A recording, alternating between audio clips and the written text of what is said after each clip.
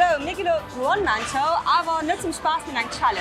Ja, was ich nehme, du ein Schminkdöser, Eyeliner, Lippenstift, alles was dazu gehört, weil was kennt schief gehen. Ja, keine wohl voll interessant gehen. Guck mal, wer von uns sich du Wasser schminken kann, aber wem der Lippenstift da nur irgendwo hängt.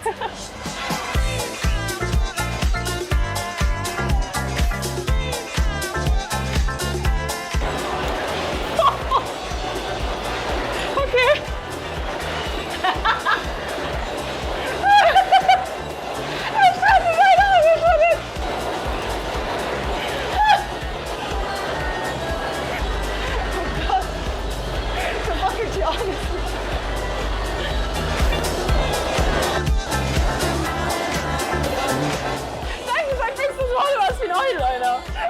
Ich bringe Fressen Fleck.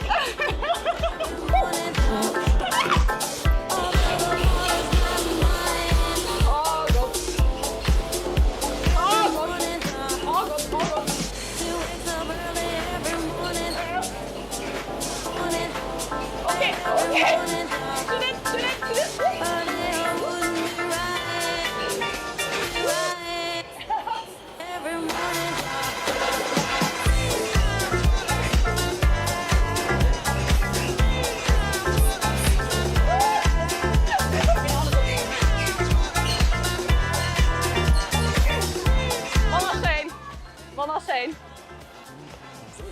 Gepackt. Hat sie das wohl besser gemacht? Meinst du? Ja. Hast du meinen Eyeliner gesehen? Vielleicht krieg ich Schmacklitzpunkte. Wen hat Challenge besser gemacht? Aber relativ klar. Sorry.